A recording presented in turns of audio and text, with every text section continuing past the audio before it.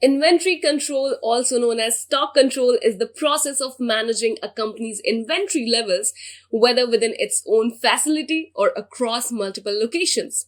With the rapid rise of product-based startup, keeping track of inventory can be difficult. For example, if you are a multi-channel retailer, wholesaler, or e-commerce brand, it becomes very difficult to keep a track of everything accurately. Now, this is where inventory control system comes in. It allows you to track your merchandise efficiently and accurately. To make it easy for you, we at Great Learning have created this course to help you understand inventory control, basic terminologies, and the various inventory models that are essential to supply chain management. Further, we will also learn about ABC analysis. So what are you waiting for? Let's get started right away.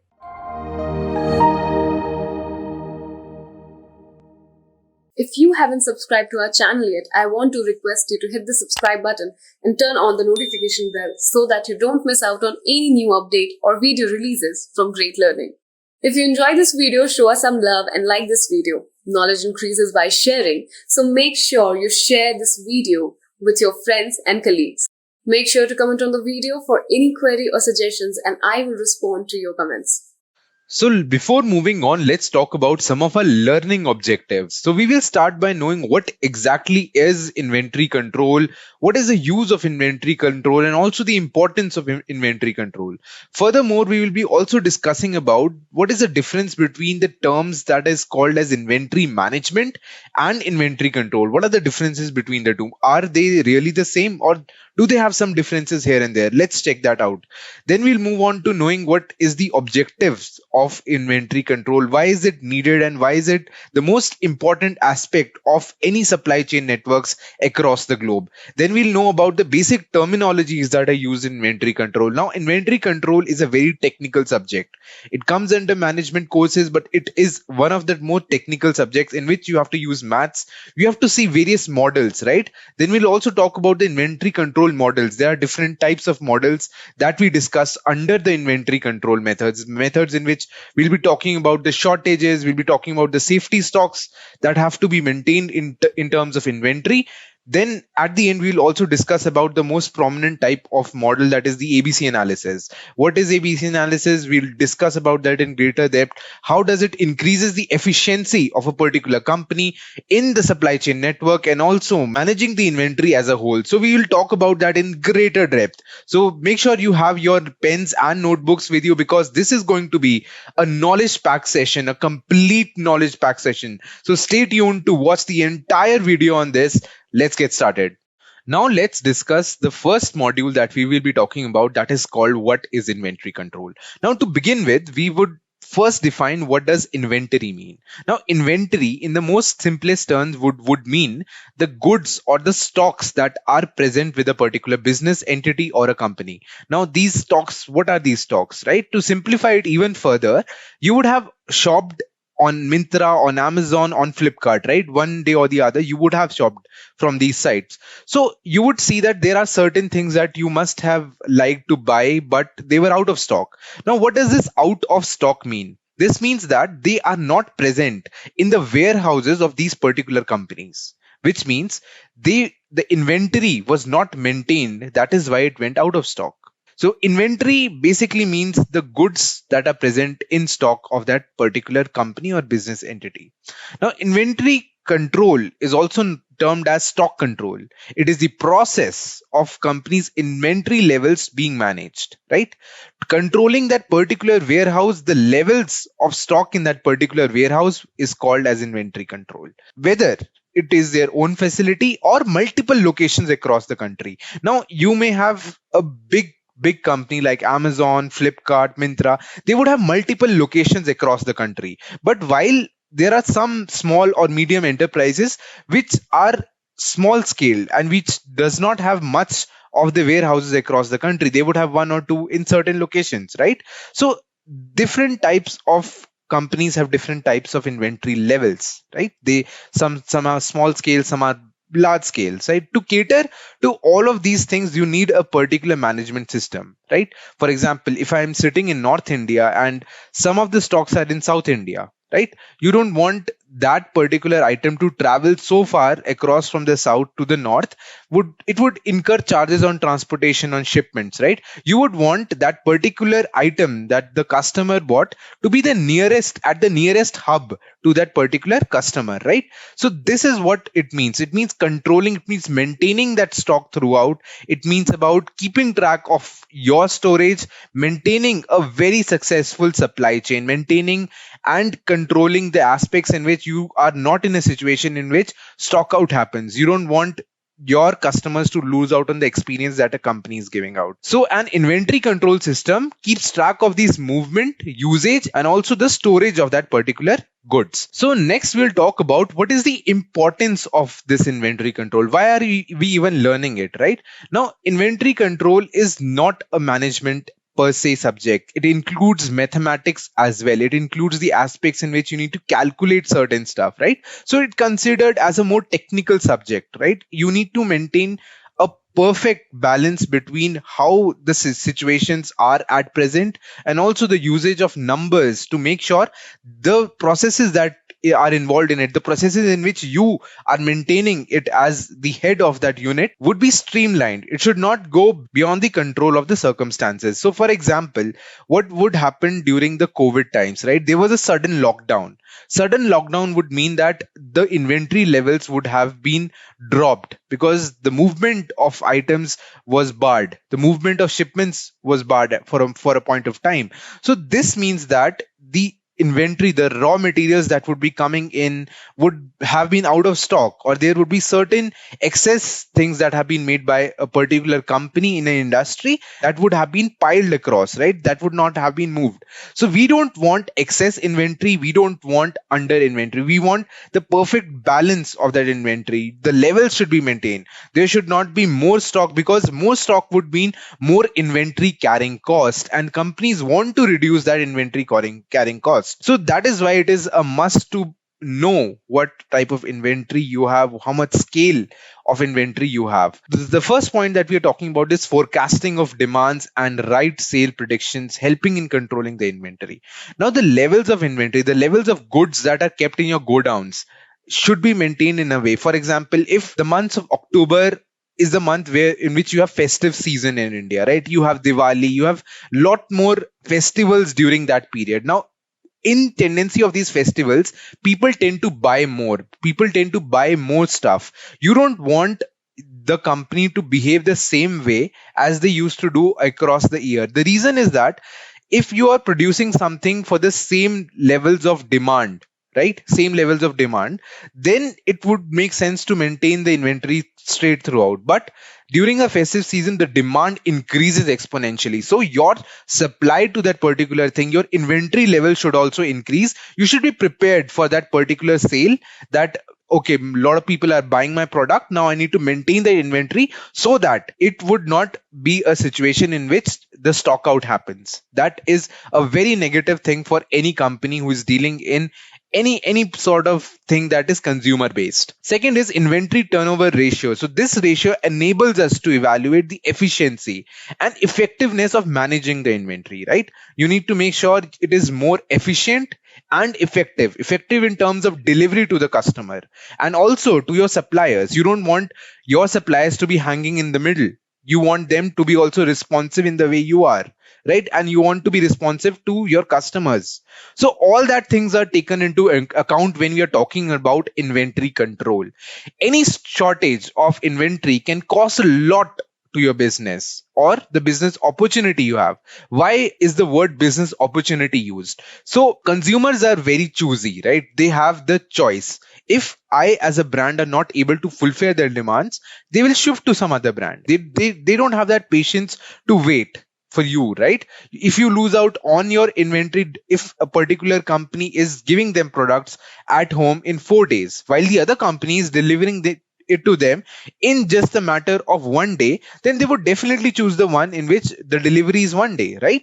So you need to make sure that these things, the inventory management and control, are such that you don't have to make the customers wait. And also you need to keep your costs low.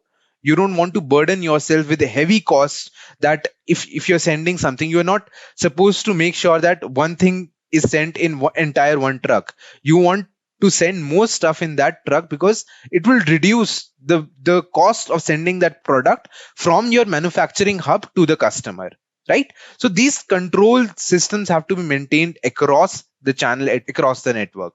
Now, complex operational procedure firms need to have a clear inventory systems, clear systems to eliminate the delays due to unavailability of materials. I just give you an example of COVID. During the COVID times, you had a major supply chain shortage. You had a major roadblock in between because most of the services were hampered. People were at home. So there was not a lot of movement. Even the demand went down because people were too scared to get out of their homes, right? So you cannot, for a company, for example, a company would be, let's say, something that a company that makes bread, let's say bread or any other thing. If the demand goes down and that particular entity, the particular material bread, it gets expired in 2 to 3 days, so they cannot keep that much level of inventory on in their godown. They have to continuously move that particular thing. Otherwise, that particular inventory would be a waste to the company. So you need to make sure during the deadlines, during the timelines, how streamlined your inventory control systems are. Otherwise, the most important aspect, you lose out on a lot of money as a brand. And also, you would lose on the trust of the customers. Complex operational procedure firms need to have clear inventory management system. Clear. It should be absolutely clear to eliminate any sort of delays that are happening. Any sort of delays are not a part of this particular thing. Now, another most important aspect that keeps coming up to me is what is the difference between inventory control and inventory management.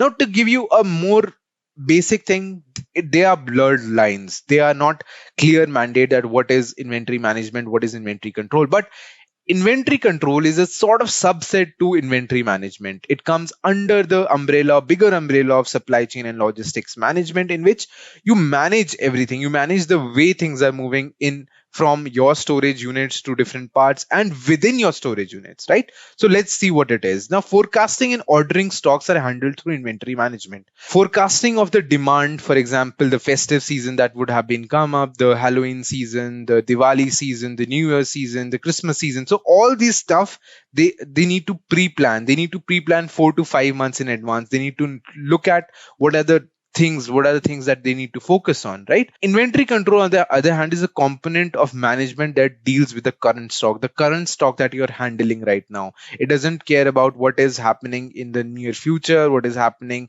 in the history. It just cares about what is the current thing that you have in hand. You should have a safety stock so that just in the worst case scenarios like COVID, you don't lose out on a lot of stuff. And also, you need to make sure that the current stock is in good efficient manner to send out to the customer. Then is inventory management refers to the complete process of estimating demand, placing orders, and keeping track of goods on hand, right? Inventory control is in charge of the inventory levels inside the particular warehouse. Now, you have various big hubs, right, in which all the different types of storage units are kept. Now you need to make sure you as inventory control head would be in charge of that. Levels would not fall below the levels that are required. It should be optimum to the way in which you are efficient, your company's systems are effective in terms of delivery. Then comes inventory management. Over a long length of inventory management follows a bigger pattern. It follows a lot more monitoring that happens. Now in inventory control, the monitoring happens on a daily basis. They just check current stocks, they just check what is happening with that particular segment in that particular time. It does not care about what happens later and what happens before. It just cares about the thing that is in the present, right? As a part of a broader inventory management system, I already mentioned that it is a subset of inventory management and in the bigger umbrella of supply chain and logistic management. Now let's try to understand what are the objectives of inventory control. So what happens when we are controlling the inventory? What are the aims that we try to achieve, right? So number one is ensuring continuous supply of materials to avoid the delays in the production or shipment. So delays in production, how will that happen? Number one, for example, I'll take an example of a steel producing plant. Let's just take an example. What are the raw materials that would be required? So for a steel producing plant, the raw materials would be iron ore, carbon, certain chemicals here and there, oxygen supply. So all these things would be their raw materials. Now just imagine a situation in which the industry, the heavy load industry like steel, it needs to continuously run. It cannot have breaks in between, right? Because there are different steps involved to achieve the last phase of steel. So the continuous supply of raw materials are a must, and more often than not, it's required to maintain a steady supply so that the operations of a steel plant are not hampered in any way possible. So what do we do? What is the structure that we do? We maintain a constant average inventory levels. We don't drop below the average inventory levels. Standard is around 12 days of material should be there for any steel industry to operate. So you should have that supplies maintained with you, right? You, if certain materials, certain raw materials are not available right now, then we need to procure it from any third party vendors or source it out elsewhere. But we need to make sure that the materials are supplied to the plant at the exact time. Numbers, the second thing is the delays that would happen in the shipment of from that steel industry. What are the end products of steel, right? So they can make steel sheets, you have reinforced bars, you have different billets, millets. So these type of materials are the end product for a steel plant. Now the shipment, various industries, various ancillary industries, various different types of industries have to be given out. Now in order, if there is a delay in shipment, if the railway lines are not, the railway networks are hampered, of if there is a delay in shipment through road, then the other industries who are dependent on these industries would face huge losses. So as an economy, you would not want your GDP to go down with such delays, with such logistic delays. So what do? We maintain an average inventory so that we have continuous supply of raw materials coming in. Second is avoid overstocking and understocking of materials. Now inventory costs are huge. Inventory carrying costs are huge, especially for items that have an expiry date to it, right? If certain things like iron ore, it can be in a particular, dumped in a particular place for years. But if you are certain things like milk, bread, and all this curd, so these are daily use items. You cannot have a large inventory maintained, right? You need to make sure that the raw material, the products are being generated, are being produced, and they are at the same point of time, they are also going out of the company. They are going out of the production area. So you need to make sure that you are not understocked and overstocked, because in both the cases, your inventory carrying cost will be incurred to the company, which is a huge amount of money. Then it is eliminate duplicating of ordering materials. So since right now in this type of era, you have one company that is taking care of its production, you also need to have third party vendors, because everything cannot be produced in the house. You need external sources to receive certain sort of raw materials or certain things that aid your production, right? Now what would happen, you're giving them an order, right? So the order cost will be applicable. Now you need to make sure that you're not duplicating the order. For example, if for a steel industry, if iron ore is needed, carbon is needed, oxygen is needed, or some sort of chemicals are needed, you need to make sure that you have not ordered iron ore twice or thrice. You don't want to duplicate your order, because then there will be uneven balance of raw materials that would be coming in, right? Which will also lead to the delays of that particular end product that you're trying to produce. Then comes minimizing the damage, wastage, and deterioration of stock materials. So, inventory control also is a more efficient way of dealing with the losses that the company would bear, the wastage that the company would have, the dumped products that are being have been rejected in the quality check. So all these things have to be maintained, have to be minimized. So damage has to be minimized, the wastage has to be minimized, because in the end, the company is paying for all of it, right? You don't want too much wastage, too much damage that for the company to incur, right? At the end, it is maintaining systematic record of inventory. Now, systematic record has to be maintained because you need to make sure your processes are more efficient. They are not cluttered. You need to have clarity of thinking, because at the end, the board of directors have to decide what are the different decisions they are trying to take in terms of increasing the efficiency of logistics and supply chain management, and also how do you maintain your workforce to be more effective in the work that they are doing, right? It is also part of work system management, but it comes under the bigger umbrella of logistics and supply chain. So, after talking about what is inventory control and what are the objectives of it, now let's move on to knowing what is the basic terminologies that are required to be known when we talk about inventory control.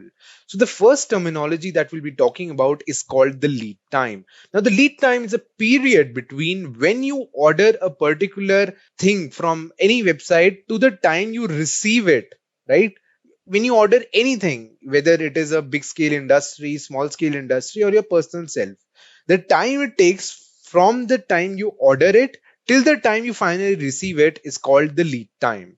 Now, what is the significance of it? Now, it is necessary to make an order for raw materials way ahead in time. So it allows the people who are involved in this process to have little more extra time regarding to know what they have to do well advanced. So let's look at what are the components of lead time. So the first lead time is calculated as the ordering time, the time taken to order, then the delivery time plus the the time that is required receiving time. So what is the ordering time that we are referring to here? So the ordering time here means that you have seen one particular product. So it is not like you will buy that product from that website. You will look around 10 different websites who have the same product, and then you will figure out which is the cheapest one, and then you will place an order. So the time that you take in deciding all that and then finally placing that order is called the ordering time, right? So this is the first step to it. Then comes the delivery time. So the supplier, when the order is placed from the supplier, it has to manufacture that product, right? Or if not, but in let's say a Japanese philosophy of just in time, in which when the order is placed, only then the manufacturer will manufacture this thing, having because of which it saves them time and effort, or also the use of raw materials. So if that is the case, then in during the delivery time, the supplier gets your order, he will start manufacturing that product, right? Then it will take like 5 to 10 days to make that. After that, it will ship that product, right? When it ships that product, then it will come to your house and you will receive it. So from the supplier till the shipment is the delivery time. From the shipment to you getting the product in your hands is called the receiving time. So lead time is the basic components are involved are ordering time, delivery time, and a receiving time. So it is a mixture of all three of these elements. All right, the next terminology that we'll be discussing is called the safety stock. Now, what is safety stock? So it is the extra inventory that has been kept in hand to deal with higher rate of consumption or any disruptions in supply chain. For example, during COVID, when the COVID crisis happened, the entire country went in lockdown, so the supply chains were disrupted at a very high level. In fact, the international trade was affected due to this. So with this disruption of supply chain, the companies need to have some safety stock to deal with that situation in hand. For example, the coal industries or the thermal power plants, they have a ready supply of coal, because through which the power will be generated, of around 12 to 13 days, right? So they have that safety stock. Similarly, these companies, right, they also have certain level of safety stocks, so that if any unforeseen crisis happen, they can utilize that safety stocks to deal with the demand that is happening, right? So what happens is, so let me give you an example. Now you look for a t-shirt around, let's say, Myntra, and you are in a dire need of getting a t-shirt.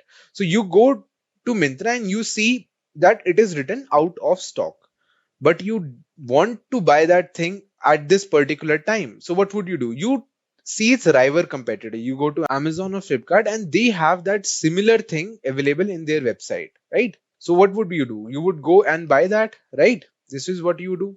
Now, if Myntra would have maintained a steady level of safety stock, then that situation would not have occurred, right? But what if the same consumer comes another day and sees the same out of stock sign, right? Then he'll again go to Amazon or Flipkart and buy it from there. So if certain things happen like these, if certain things are repeatedly occurring for a company, then the consumer will permanently shift from their websites to their rival websites, which is one scenario in which companies maintain safety stocks so that they have to gain the trust of consumers. That's the uttermost important thing for them, right? They don't want the customers to come to their website and see out of stock situations. So that is why these companies maintain a healthy level of safety stocks. On the other hand, one more reason is that, for example, you bought a t-shirt and it is smaller or larger in size. Now you want to replace it, right? So in order to replace it also, you need to have that stock maintained with you, so that the thing, if the customer wants to replace it, you can replace it. Now, from a customer's point of view, that would be a very good thing, right? If a company would replace it free of cost and you will get it in at your homes, then it is a wonderful thing, right? So you can gain trust as a company of your consumers if you have that stocks maintained with you. That is the most important aspect when it comes to safety stock and maintaining it in the inventory control. So the next term that we are going to look at is called the direct inventories. Now, these are inventories that are directly involved in the production of a particular product. For example, we took an example of steel, let's say, right? Steel has to be built when manufactured, right? So when steel is manufactured, its raw materials are iron ore. It includes the use of oxygen, carbon. So these are the direct parts that are involved in the making and the production of the product, right? So it becomes an essential part of the final product. And also the raw materials, what does it include? It includes in process inventories, the purchase parts that are required to build that particular thing. If it is an assembly unit, you have certain, like, for example, the car is manufactured, so the doors, they act as the main essential part of the final product. And also the steering wheel, you have gears and all that, engine, right? So they are the final product. Then is the purchase parts that you may add, like the sunroof or something like that, and the finished goods like leather seats and all, they would be put that in the car. So these are the direct inventories that are directly involved at the final stage, at the final product. Then we have second part is the indirect inventories. Now these type of inventories are not consumed in any way, right? They are not a part of the final product, but they assist in being the final product. For example, if you know about the lathe machine or the CNC machine that makes goods that are circular, mainly circular in shape. So you have certain tools that assist in making that, into making that curvature on that element. You may have, the cooling unit, right? So these are the part that assist to make a particular product. They are not consumed on its own to be in the final product, but they help and assist, right? Spare parts, you have stationary items, you have tools, etc. So they do not become the integral part of the final product. They are just there to assist that. That is called the indirect inventories. So the next topic that we will be discussing in this particular course is the economic order quantity. Now, what does this mean? This means that there will be some times when the company would want to know how much they have to reorder in order to maintain their inventory levels. So all the companies don't have all the supplements or all the things that are required to make their final product with themselves. So they prefer to recruit it through third party vendors, right? They get it from external suppliers. For example, if a car is there, right, you get batteries from some other company, you get the nuts and bolts from some other company, you would get the seats from some other company. So all these things combined together would make your final product. So in order to know that all the inflow of these raw materials are in time or are at the perfect time in your inventories, you need to make sure that the cost that is incurred to you is at the minimum level. So what would happen in that scenario? Economic order quantity is that such term that would help to make sure that your total costs are maintained at the lowest. So economic order quantity describes the size of the order at which the ordering cost would be equal to the inventory carrying cost, such that the total cost would be at the minimum, right? So the orders are done on a specific quantity which brings in only the expenses while ordering. Carrying costs, ordering costs, and stock out costs are taken into account to decide the quantity or the frequency of it, right? So now let's look at what are the various costs that are involved in economic order quantity. So the first cost that would be incurred is called the inventory carrying cost. Now, these type of costs, they arise on the account of maintaining the inventory, and they are generally directly proportional to the size of inventory as well as the time period over the which they are considered. right? So this would be the cost of money that has been spent up to build up those inventories. Second would be the cost of the storage that have would have been incurred. For example, there would be certain situations in which you would have go downs in which all the raw materials would have been kept. Now, if there are two axes of inventories, the cost of storing that particular raw material would go high. So, in order to curtail that, you would need to know what is the optimum amount of quantity that should be maintained in your storage to make your total cost at the minimum, right? Also, there can be certain materials, like for example, dairy materials or bread, those who have a very short shelf life, right? So, to order to maintain that, you would need refrigeration units, you would need a lot of temperature control going on. So to set up all those refrigeration unit, all the temperature control and everything, you would require money, right? That would also be considered in the inventory carrying cost. The second type of cost that occurs is called the ordering cost. Now, this involves the things that you purchase from the third party vendors. Now, what are these third party vendors? Again, as I mentioned before, that if a particular thing has to be made, it has to be made from considering all the suppliers, right? A car has to be made, so battery would come from somewhere else, the nuts and bolts would come from somewhere else, even the seats and the steering wheel would come from somewhere else. So, in order to make sure all the assembly is in place, you would require third party vendors. Now, you would order the bill to them, right? You would make a complete order to them. Now, the cost of processing that requisition, determining what is the order quantity that is required, calling for the notations, making the notations, maintaining the record of materials that you purchase. So all of these things would come under the ordering cost. Even preparing the reports, right, and making the payments would come under the inventory ordering cost. Okay, so the third cost that is incurred is called the shortage cost. Now, what is this? This is mostly the cost that incurs when there is a delay in meeting the demand that the customer has posed. So you may be in a situation in which you cannot fulfill the demand that the customer has put forward. So in that case, that could come under the shortage cost. That would happen with X number of reasons. For example, due to the COVID crisis, a lot of supply chains were disrupted, right? So you could have a shortage of raw materials coming in. Currently in market, in the mobile phone market, there is a shortage of silicon chipsets. Hence, the price of mobile phones are increasing. So there can be certain reasons in which the things that are going on would lead to the shortage, right? Or stock out situations happening. Or maybe if there is a festive season and you are not prepared, your company is not prepared to handle the heavy burdens of the festive season, you may also encounter stock out situations in which the penalty has to be paid to the customer if there is a delay in the shipment. You would have to deal with, for example, if it is an off season and your stocks are lining up in your inventory shelves, right? So the idle equipment that would get wasted would also come under the shortage cost. Then the layoff expenses. So you may have to lay off a lot of, your workforce in order to maintain the thing, that would also come under this. So if all these things are come under the shortage cost. Now, where does the economic order quantity fit in? Now, economic order quantity, as mentioned before, it comprises of equating the inventory carrying cost and the ordering cost such that your total cost remains at the minimum. Now, let me show you with an example of how this is done. So let's make a graph of the annual cost to the order quantity. This is the order quantity. And this side, we have the total annual costs. Total annual cost.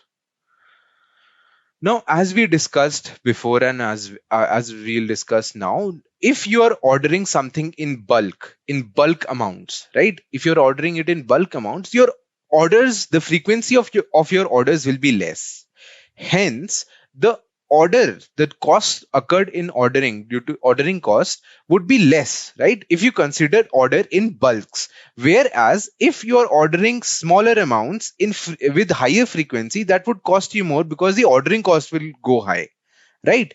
Whereas if you order large quantities, your holding cost, your inventory carrying cost would increase because you have to use your godowns to store in lot of raw materials initially. If I have to represent this on a graph, how would that occur? That would be a straight line because it's directly proportional to the quantity, right? The as the quantity increases, your inventory carrying cost, the inventory carrying or holding costs would increase, right? So it would increase with the order quantity and the cost will also go high. Whereas on the other hand, the cost will be high if you're ordering smaller quantities and the cost will be low if you're ordering higher quantities. That's why it's always recommended. That's why it is always recommended to give your order in bulks with lesser frequencies.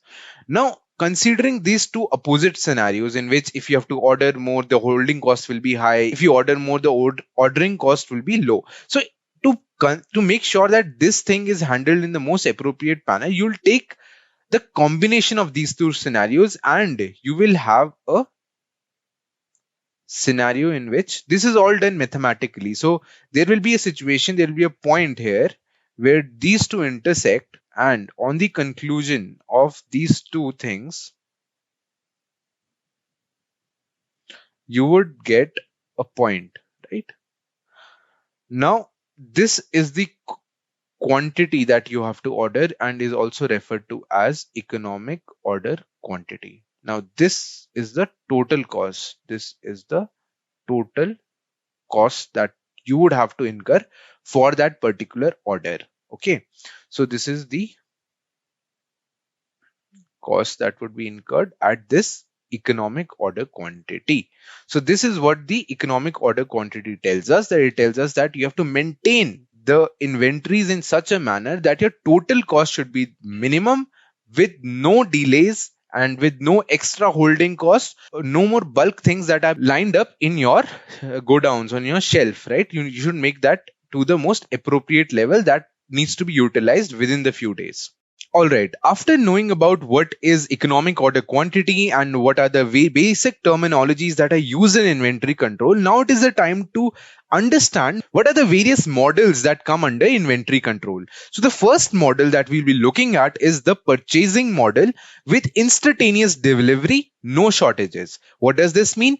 This means that the demand rate is uniform, and the production rate is infinite, which means that the replenishment, there is an instantaneous replenishment. There is no time delay. There is no lead time involved in this particular thing. All the coffee, let's take look at some of the assumptions here.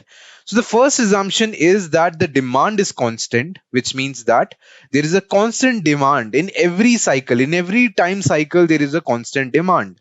Second is that there is an instantaneous replenishment or limitless delivery rate, which means that the lead time consider is zero. There is an instantaneous replenishment over here. Third is the all the cost coefficient. Cost coefficient means ordering cost, you have the inventory carrying cost and the shortage cost, everything are fixed.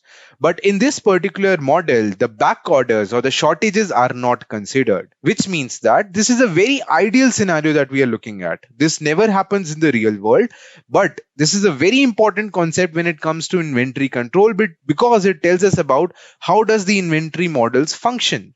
So let's look at this particular model graph that we have here. So the red line indicates that the demand is being consumed at a constant rate. So we see that the demand here is same, the second cycle it is same, the third cycle it is same. So what happens is that the time duration, the total time of these three is 1 year, which means that this small t is 4 months, right?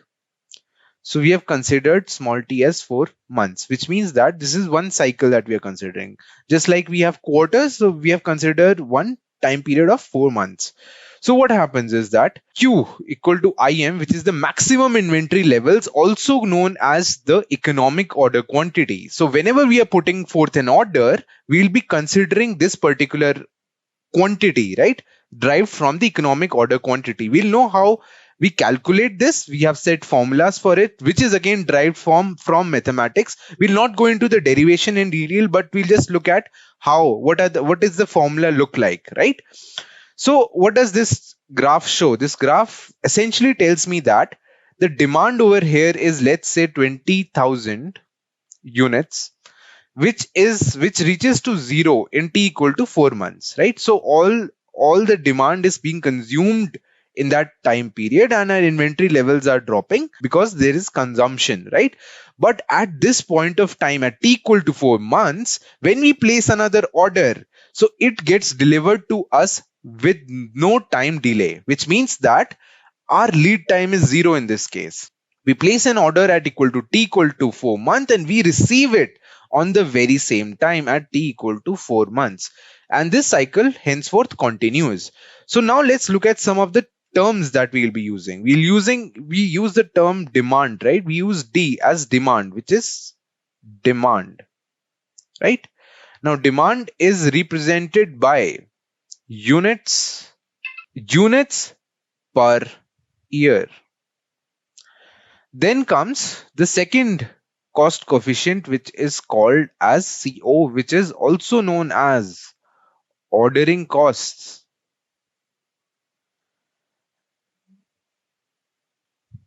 And this is represented by price per order.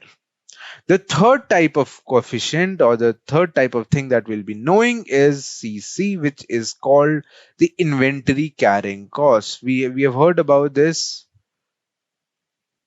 in the previous module as well. This is the inventory carrying cost, which is price per unit per year. All right. So these are the most important terms when it comes to the model one, knowing what happens in model one, right? There is also unit cost, the item cost, which is represented by C1, which is also called as the item costs. So let's look at how do you calculate the economic order quantity. Now EOQ, which is also represented as Q, equals to under root 2 into, we have here CO, which is our ordering cost, into the demand, which is in units per year, whole divided by inventory carrying costs. Now, one thing that we have to take care in this particular thing is that I've just mentioned it per year. Now, this per year is a assumption depending on the time period we saw in the previous slide. But if the time period is different, we can consider it on the basis of what time period is given, right? It doesn't, but all of these things have to be, right? The demand, the CC has to be in the same time period. It should not be in the different time periods, right? So this is our formula for EOQ. Second thing we calculate is the total cost. Now total cost, what it is, from the name it suggests that total cost will be the subset of what are the smaller costs that have been divided. That is the ordering cost, inventory carrying cost, the item cost with the demand. So all these things. So what is being considered in this particular model is total cost is equal to ordering cost into demand divided by EOQ plus Q by 2, that is EOQ divided by 2 into the inventory carrying cost. So this is a formula that is very important when it comes to knowing the first model. Now you have one thing that you have to notice, that we have considered it at zero. We have not taken any extra shortages here. We have not considered any back orders here. We have not piled up orders, right? We know that this is the demand we are finishing. This is the demand we are getting this much amount of inventory with us through the quantity that we are ordering, and it gets utilized at the last day, and then we again order, we get it on the same day, and then the cycle continues. There is no shortages or back order involved in model 1. Just know that. Okay. All right. Now let's talk about the second model in inventory control, which says that it's the same purchasing model with instantaneous delivery, but the shortages here are included, which means that the demand is at the uniform rate and the production rate is infinite. Now let's look at what are the assumptions for this particular case. So the first assumption is the same, the demand is constant here as well. Second is there is instantaneous replenishment or a limitless delivery rate, which means that the lead time again here is 0. Then comes the cost coefficients. So all the cost coefficients are fixed. Then comes the shortages or the back orders are taken into account, are considered in this particular model. So let's look at graphically what this means. This means that, let's look at this. What is the difference that you see, right? So the demand has been the same at the start of the year, right? This have been uniform. If it was 20,000, then it remains 20,000. But now my inventory is getting finished at point E, but the orders are placed at point C, which means that there are certain shortages in between. We have piled up certain back orders, which means that the next time you have to order, you have some back orders that have been remaining. But at this point C here, we give an order according to our EOQ, and we get its delivery at the same point of time. There is no delay in between, which means the lead time is 0 here. But again, our inventory gets filled up to 20,000. Now this cycle continues henceforth. But the thing to be noted here is that we are in the entire time frame, we have certain time in which our inventory is getting consumed, sometimes in which the back orders have been piling up. So X to E, this particular thing is our way in which we are utilizing the inventory. So at time T1, so this is T1 that we are utilizing. Then in this we have shortages that have been piled up. So the shortages are T2. Again, your EOQ would here be the combination of your maximum inventory levels plus the shortages that have been included in this particular thing. Now let's look at how the formula goes in this particular scenario. Again, the time frame here, as you can see, is 1 year itself. But how does the thing go in terms of calculations? What are the extra variables that are included? Let's look at them. So D remains the same here, CO remains the same, CC remains the same, C1 remains the same, but there is an additional thing that has come up, that is the cost that have been incurred due to the shortages, which is called shortage cost, that have been included in this particular model. Now, in order to calculate EOQ, the formula here goes as Q equals to under root 2 CO, which is the ordering cost, into demand divided by CC, which is the inventory carrying cost, multiplied by under root again inventory carrying cost CC plus shortage cost divided by the shortage cost. So this is a new addition in this particular multiplication in this particular equation from the first model. This is the difference that we see. Then what comes next is our total cost. So total cost here, before that, before total cost, we should know what are the shortages. Since we know what are the quantity that we have to, order in a particular thing, we also know what are the shortages, right? To calculate the shortages also. So what is the formula for that? It is simply the cost of carrying the inventory divided by inventory carrying cost plus cost due to shortages into the EOQ that we just calculated. And then what would be our total cost that would we have incurred annually or at the given time frame? That would be the total units into Q, the cost of one unit into Q, plus cost of ordering into cost of ordering plus cost of inventory carrying into, since we had two time frames, remember we talked about the one time frame T1 in which our inventory was consumed and the second one in which the back orders were created. So in this scenario, it is maximum inventory divided by 2 into T1 plus C4. C4 is the shortage cost, or we considered CS. So we have CS into S by 2 into T2. That would give us the total cost. All right. Okay, now let's look at one of the most important types of model when it comes to inventory control, that is the ABC analysis. Now, what does this ABC mean? So ABC analysis, basically it divides the certain product line of any company into three major categories, which is on the basis of the consumption into A, B, and C. Before that, let me tell you why it is. So there are certain companies that have a lot of product line. For example, Colgate, let's take an example. They may have maybe 50 odd different types of Colgate toothpaste, right? Different types: mint, without mint, salt, without salt, something like that, right? But when it comes to consumer buying a product, there would be a very fixed type of product that the customers would be buying the most. Then comes certain products which are bought less, and the third one at the very minimum level. Now, since majority chunk of people are buying one particular product or two particular product, should the company focus more on a constant supply chain for that particular product, or should it be constant for all the products? You know the answer, right?